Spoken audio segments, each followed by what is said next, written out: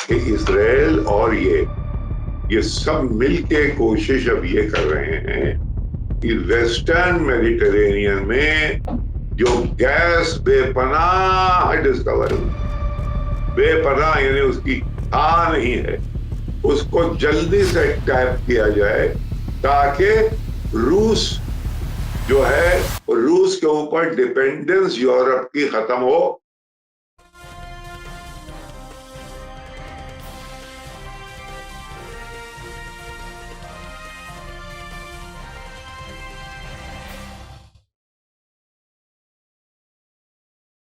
Hello, नमस्कार, आदाब, सत श्री अकाल और अस्सलाम वालेकुम। मैं हूं मोहम्मद अहमद काज़मी, लेकर आया हूं आपका पसंदीदा कार्यक्रम आपके रूबरू। आज संडे है और आज फिर हम सीनियर जर्नलिस्ट सईद नकवी साहब की खिदमत में हैं और कई इश्यूज हैं जिन पर हम उनसे बात करेंगे, उनकी उनकी ऑब्जर्वेशन, उनका नजरिया जानने की कोशिश करेंगे। एक तो सबसे ताजा खबर वो है कि तुर्की के प्रेसिडेंट रजब तैयब अर्दगान यूनाइटेड नेशन के general secretary general Antonio Guterres जाकर के मिले हैं यूक्रेन के प्रेसिडेंट वोलोदिमिर जेलेंस्की से। और ये मुलाकात इसलिए भी काफी अहम थी कि ये कहा जा रहा है कि अर्दगान बिचौलिए का काम कर रहे हैं और उन्होंने वादा भी किया है कि वो जिन इश्यूज पर बात हुई है उसके बारे में रूस के प्रेसिडेंट व्लादिमीर पुतिन से बात करेंगे। और इस वक्त बहुत ज्यादा एक्टिव नजर आ रहे हैं अर्दगान। वो क्या वजह है ये भी समझने की कोशिश करेंगे। इसके अलावा कुछ ऐसे अहम लोग जो इंटरनेशनल इश्यूज को अच्छी तरह से जानते हैं, जिनमें से हंगरी के प्रेसिडेंट ओरबान, उन्होंने भी एक बहुत ही अहम बात कही है, उस पर भी बात करेंगे। और उसके अलावा चीन के प्रेसिडेंट शी जिनपिंग के कुछ सलाहकार हैं, वो इंटरनेशनल ऑर्डर के बारे में कुछ बात कर रहे हैं, उस पर बात करेंगे। और सईद नकवी साहब से अब से पहले ये बात होती रही है कि सईद नकवी साहब कई बार कह चुके हैं कि वेस्ट कमजोर होता जा रहा है, ताकत का मरकज अब ईस्ट की तरफ खिसक रहा है। तो इस सारी तब्दीलियों को किस तरह से हम देख रहे हैं, इस पर बात करेंगे। बहुत ही अहम है, सईद नकवी साहब के साथ जब भी हम बात करते हैं कुछ ना कुछ नया सीखने समझने की का हमें मौका मिलता है। नकवी साहब, वेलकम है आपका। मीडिया स्टार वर्ल्ड को आपने वक्त दिया। बहुत बहुत अ, शुक्रिया। आप ये बताइए कि अर्दगान और एंटोनियो गुटेरेस वो मिले हैं यूक्रेन के प्रेसिडेंट से। इस मीटिंग का क्या मतलब है, क्या मानी है? और ये मीटिंग राजधानी में नहीं हुई, पोलैंड के नजदीक, बॉर्डर के नजदीक लिविव शहर में हुई है। आप इसको किस तरह से देख रहे हैं? आपने एक तो इशारा बहुत दिलचस्प अपने ही इब्तदाइया स्टेटमेंट में कह दिया कि वो ये मीटिंग किएव में नहीं हुई है, लिविव में हुई है।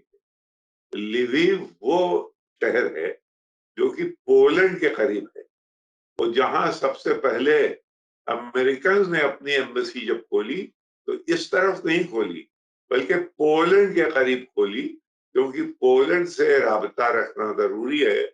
वहीं से कुनक आ रही है, वहीं से असलहे आ रहे हैं, लिहाजा उसके करीब गोया ये उनका मरकज है, और ये कैपिटल नंबर 2 है लिवीव। और लिवीव में मुलाकात हुई है। अब उसको दुनिया भी मानने लगी है कि कीव नहीं, लिवीव, जो कि करीब है पोलैंड के। इसके कई माने हैं। एक तो ये कि अर्दोगान साहब ने रोल, देखिए गल्ले की वाकई में दुनिया में कमी है, और ये था कि ये ब्लैक सी के पोर्ट से कुछ जहाज जाएं, इसमें बहुत कामयाबी हुई है। उसमें किसी हद तक एर्दोगान का रोल रहा। ब्लैक सी की पावर है वो, और ब्लैक सी के पोर्ट से अभी कोई 25वां जहाज जा चुका है गल्ला लेके तमाम दुनिया के ममालिक में। तो एक पहलू तो ये था। दूसरा ये कि जंग भाई खत्म कब होगी, ताकि हम अब सांस लें। इसके लिए उन्होंने कहा कि हम जाके पुतिन से बात करेंगे। उन्होंने ये कहा ही था कि वेलेंस्की साहब बोले आप उनसे क्या बात करेंगे, कोई बात करने के काबिल नहीं है।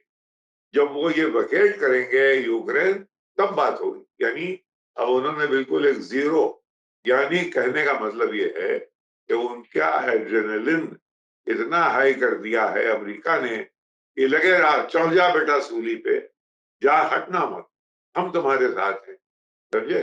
तो वो जरा लड़ते जाएंगे। एक तो दूसरा पहलू ये, तीसरा पहलू ये है कि इस वक्त दुनिया में एक एक देखिए, अभी हाल में अनाउंस भी किया कि रशिया, चाइना, ईरान, ये एक तीन, और उसके बीच में हम तमाम मुल्क, वो एक एक आर्क बन रहा है कुव्वत का, जो कि रेजिस्ट कर रहा है वेस्ट को।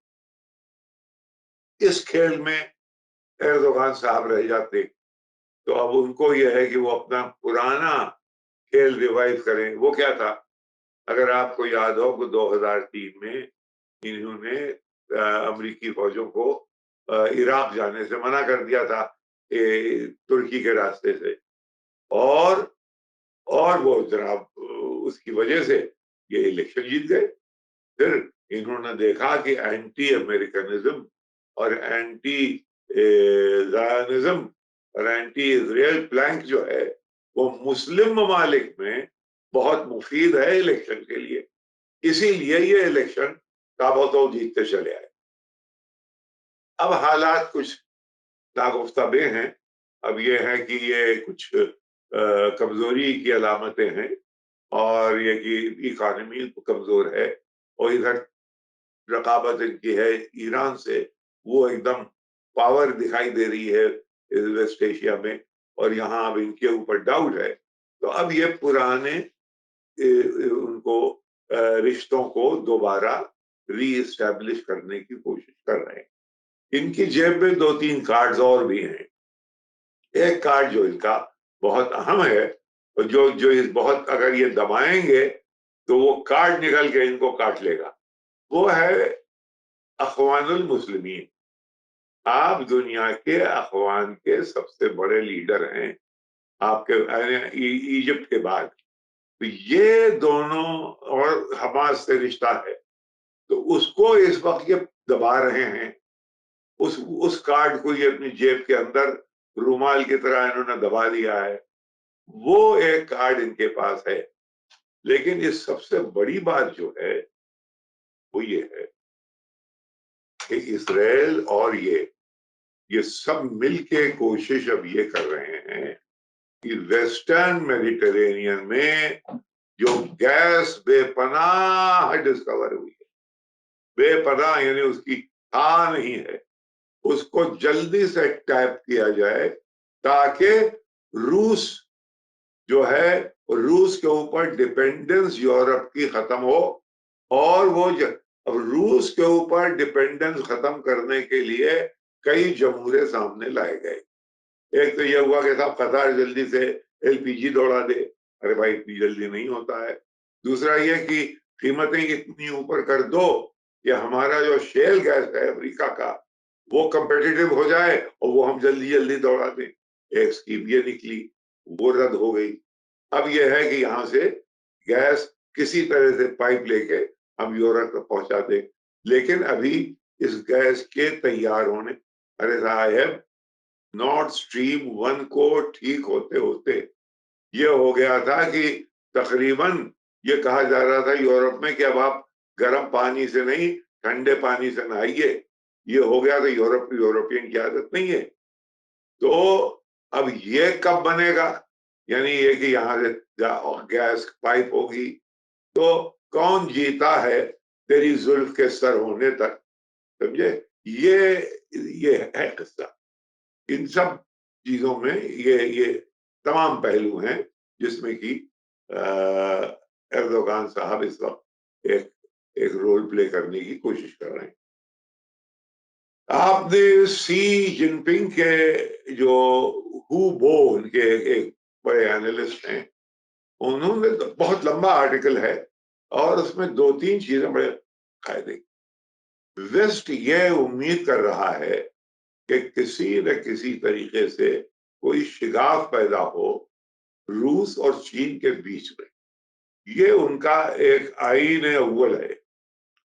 उसके बारे में उसने कहा है कि इस दौरान, यूक्रेन वॉर के दौरान, बजाय इसके कि उसमें कोई कशीदगी आए, और ज्यादा करीब और डिपेंडेंस और ज्यादा एक दूसरे पे बढ़ी है।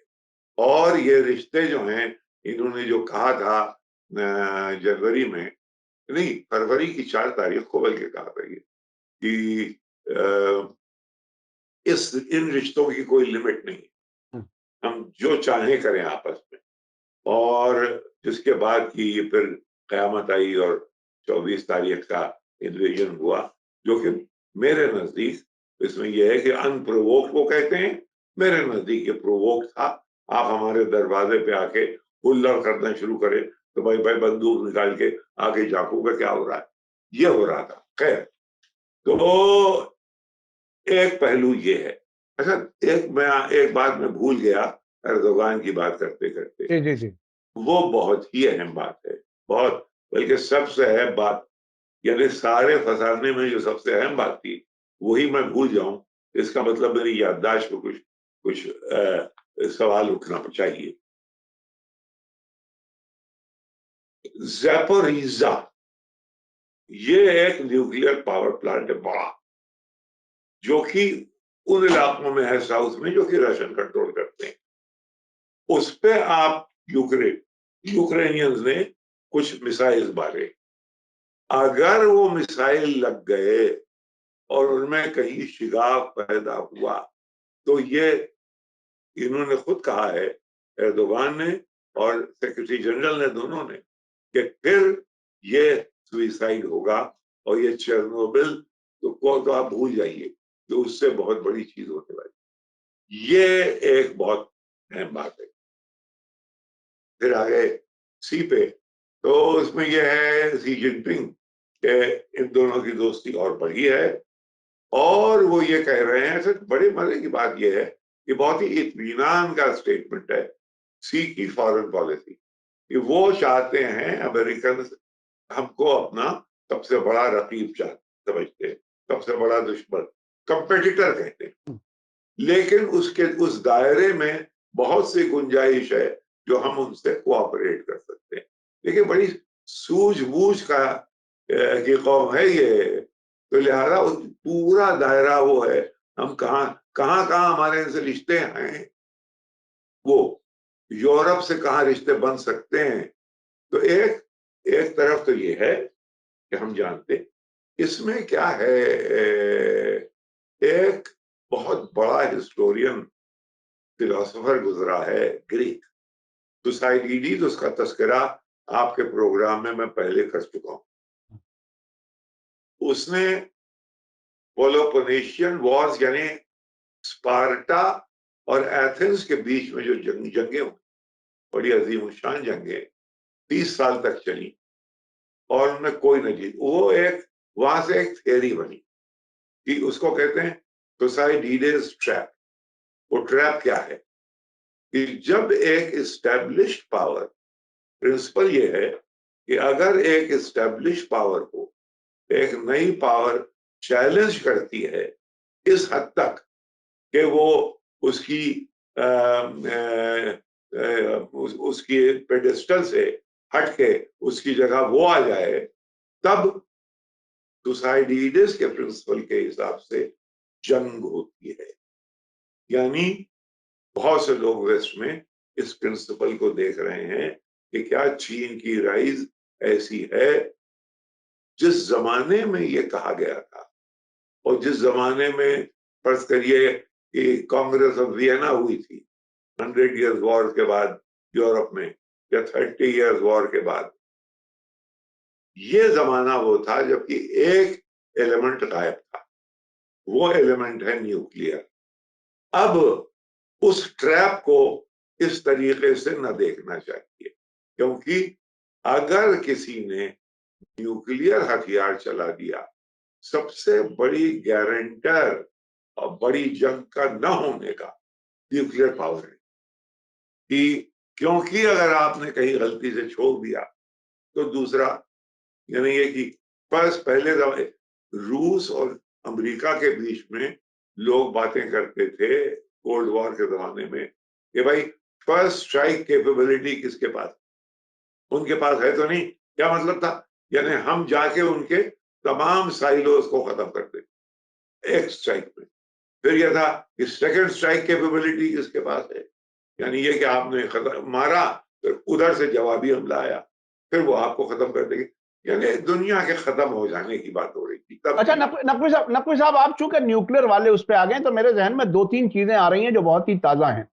एक तो ये कि ये जो ज़पोरिज़्ज़ा जिसका आपने जिक्र किया, वो अब रूस के कब्जे में है।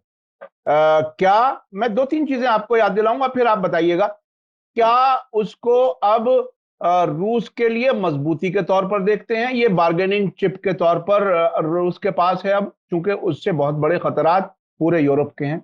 दूसरे, न्यूक्लियर पर भी दूसरा एक चल रहा है सिलसिला, ईरान न्यूक्लियर डील।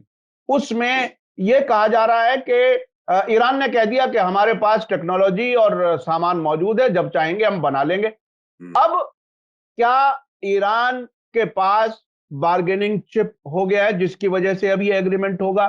तो ये खुद न्यूक्लियर ताकत का होना या ना होना या नजदीक होना, ये जंगों को टलाने में या जंगों को खत्म करने में भी काम आता है क्या? देखिए, डेमोक्रेसीज की कमजोरी ये होती है, हमारे यहाँ की डेमोक्रेसी जैसे है और दुनिया की डेमोक्रेसीज में, इस वक्त अमेरिका की डेमोक्रेसी को अगर आप देखें तो उनके तमाम डिसीजंस पेंडिंग हैं नवंबर के इलेक्शंस पे। यानी वो अभी ये तमगा न पहनेंगे कि हमने ईरान को न्यूक्लियर पावर बनने दिया या उनको न्यूक्लियर पावर डिक्लेयर कर दिया या ये कि उनकी न्यूक्लियर डील हमने उनसे कर दी। अभी ये तमगा ये नहीं पहनेंगे, अभी ये नहीं चाहेंगे कि ये जंग खत्म हो जाए। लिहाजा अभी ज़ेलेंस्की साहब को कहा जा रहा है कि भाई अभी लौटे जाओ, अभी तो तुम और टर्म्स आगे बढ़ा दो कि न सिर्फ ये कि यूक्रेन बल्कि रूस में तुम्हारा कुछ इलाका है वो भी जब तक तुम न ले लोगे तो आके ये जंग जारी रहे। तो ये सब खेल, मेरा अंदाजा ये है कि दुनिया की शक्ल अब से लेके नवंबर के कांग्रेशनल इलेक्शंस तक बिल्कुल धीरी रविश में जो हो रहा है वही होता रहेगा। और उसके बाद अब यह है कि अगर ये हार गए कांग्रेस, जो कि चांसेस बहुत ज्यादा हैं कि अगर ये सब हार गए सीटें, तब फिर क्या होगा। और उसके बाद दुनिया इस वक्त एक गोया इस जगह पे है कि यहाँ पे देख रही है अपने पैरापेट के ऊपर से झांक के कि भाई उस इलेक्शन में क्या होने वाला है। और उस इलेक्शन में अगर ये हार गए तो क्या होगा, जीतने की उम्मीद कम है। तब तक यह कि न्यूक्लियर, ईरान न्यूक्लियर डील, जंग इन यूक्रेन, जिन जिन चीजों को उन्होंने अपना कार्ड बना रखा है वो कार्ड वो प्ले करते रहेंगे, उसको अभी इस्तेमाल नहीं करेंगे, ये इस्तेमाल होंगे उसके बाद। अच्छा, एक एक बात और आई है, रूस की तरफ से यह कहा गया है कि हम न्यूक्लियर हथियारों का इस्तेमाल तब करेंगे जब दूसरी तरफ से हमला हो जाए, हम जवाबी कार्रवाई करेंगे। तो वो जो बात आपने कही थी स्ट्राइक टू कौन कर सकेगा, वो उन्होंने अपनी तरफ से ये जाहिर कर दिया। अच्छा, एक छोटा सा बीच में मुझे याद आ गया, मेरे ख्याल से वो भी काफी रेलेवेंट है।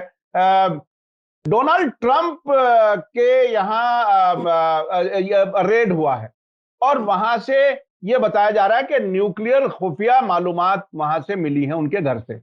अब एक बयान आया है बहुत ही दिलचस्प, सीआईए के फॉर्मर चीफ विंसेंट हाइडन का। उन्होंने इस हद तक कह दिया कि रिपब्लिकन्स अलकायदा और दाइश से भी ज्यादा खतरनाक हैं और ट्रंप को फांसी दी जानी चाहिए। क्या आपको आपको क्या लगता है कि ट्रंप ने किसके लिए चोरी की होगी? क्योंकि इजराइल के काफी नजदीकी वो दिखा चुके थे अपने पूरे दौर में, आप उसको कैसे देखते हैं? अपने एक फॉर्मर प्रेसिडेंट इस किस्म की चीज जब तक के, वही मैं आपसे पहले भी कह चुका हूं, habeas corpus, show me the body, मुझे एविडेंस दिखाओ, वरना ये काइट फ्लाइंग जो है ये अभी इसके इसकी रविश हम देखेंगे, इसकी नवीयत हम देखेंगे, उसके बाद हम कुछ कहेंगे। अभी हमको इसका पूरा अंदाजा नहीं है। रेड तो हमारे सिसोदिया साहब के यहाँ भी हो रहा है, हम अभी गुफ्तगू कर रहे हैं, और जो डिप्टी चीफ और उनके यहाँ क्यों हो रहा है साहब? इसलिए हो रहा है कि आम आदमी पार्टी जो इलेक्शन जीतने वाली है, इलेक्शन लड़ने वाली है, माफ करें, इलेक्शन लड़ने वाली है अभी हिमाचल प्रदेश में और गुजरात में, कहीं वो कोई जलवा दिखा ना दे, लिहाजा बहुत ही ज्यादा मोबिलाइज हैं हमारे अनुराग ठाकुर साहब, जो कि आजकल बहुत आगे आगे हैं, इनको गौर से देखिए। ये अनुराग ठाकुर जो हैं बहुत ही एम्बिशियस और बहुत आगे पेश है, लिहाजा तो मैंने कहा कि रेड तो हमारे रेड हर जगह हो रही है। रेड आजकल डेमोक्रेसी है, रेड, जिससे जो अच्छा ना लगे उसको रेड कर दो। तो मुझे नहीं मालूम कि ट्रंप, लेकिन अभी तक जो वहां से जो वो आ रहे हैं असेसमेंट्स, उसमें ट्रंप के चांसेस अगले इलेक्शंस में हैं। ऐसा नहीं है कि ट्रंप को आप राइट ऑफ कर दें, अभी ऐसा नहीं है, इनके कोई चांसेस नहीं, यानी जो मौसूफ हैं अभी कि इनको दोबारा सेकंड लाइफ मिलेगी, उसकी कोई भी उम्मीद अभी फिलहाल नहीं है। अच्छा जी, एक बात आप भूल गए, एक बात भूल गए, वो बहुत दिलचस्प इंटरव्यू दिया है विक्टर ओरबान ने। विक्टर ओरबान हंगरी का प्रेसिडेंट है, बहुत पावरफुल आदमी है, मुख्तलिफ पॉलिटिक्स है, जितने डेमोक्रेट्स हैं उससे नफरत करते हैं, वो अपने आप को इलिबरल डेमोक्रेट कहता है, यानी ये कि वो तकरीबन एक डिक्टेटोरियल किस्म का इंसान है।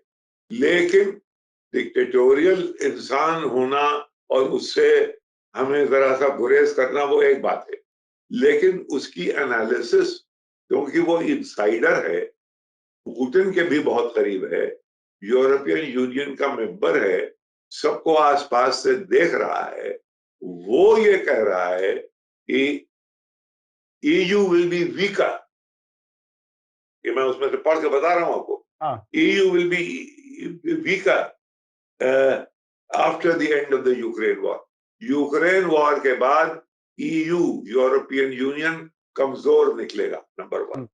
नंबर 2, वो कह रहा है कि वेस्ट मिलिटरीली यूक्रेन वॉर नहीं जीत सकता, नंबर 2।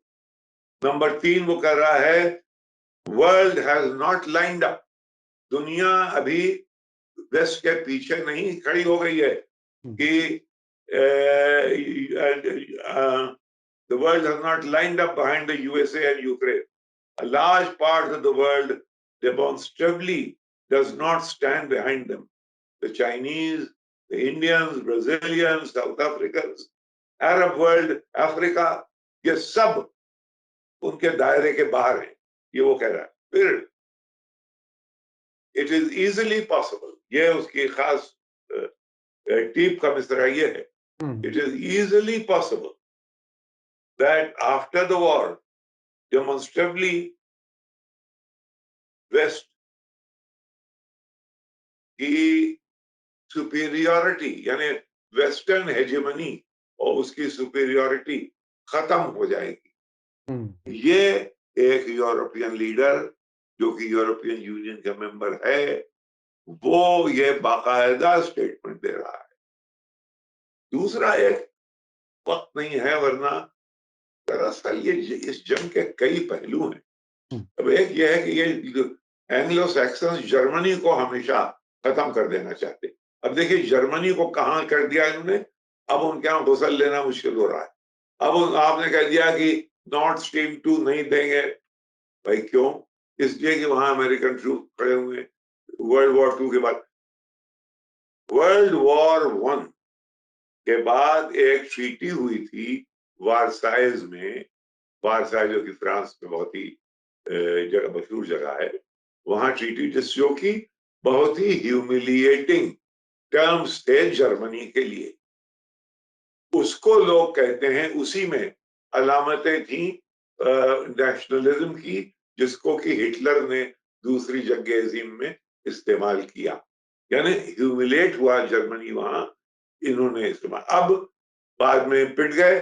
अब आप जर्मनी को दोबारा, अमेरिका और बरतानिया, एक ओशन के उस पार है, एक आइलैंड है, ये दोनों मिलके इस चक्कर में है कि इसको अभी दबा लो, दो को खत्म कर दो।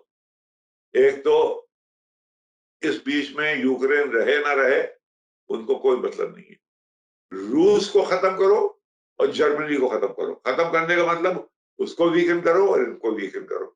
ये दोनों ये प्रोजेक्ट्स जब तक एंजेला मर्केल चांसलर थी, वो हमेशा पुतिन से एक हाथ मिलाए रखती थी। वो खुद जाती थी कीव, जाके वेलेंस्की को समझाती थी कि भाई तुम्हारी भी इसमें जो गैस आएगी उसमें हम तुम्हारा भी फायदा देखेंगे। ये हजरत जो नए आए हैं जोल साहब, अब इनका लोगों का कहना यह है कि अब ये बहुत ज्यादा देर तक चांसलर जर्मनी के रहेंगे नहीं, क्योंकि हालत बहुत खराब कर दी है। यानी जो प्रीमियर पावर थी यूरोप, उसको इन्होंने बिल्कुल बोधा कर दिया है। ये एक एक पहलू है। और जो ये एंग्लो सैक्सन और यानी लंदन और वॉशिंगटन, ये दोनों का प्रोजेक्ट। अच्छा अच्छा, आखिर में मैं ईरान न्यूक्लियर डील पे जो अपडेट्स आ रही हैं उस पर थोड़ा सा आपसे जानना चाहूंगा। वो ये कि यूरोप ने, ईयू ने एक मसौदा तैयार किया, उस पर ईरान ने अपना रिएक्शन दे दिया और अमेरिका, हाँ लिखत में, यानी बाकायदा एक डॉक्यूमेंट सबमिट किया है। बिल्कुल लिखत में दिया और ईरान ने भी लिखत में जवाब दिया। अमेरिका की तरफ से भी जवाब आया है, लिखित में भी आया, ये कंफर्म नहीं हो सका है।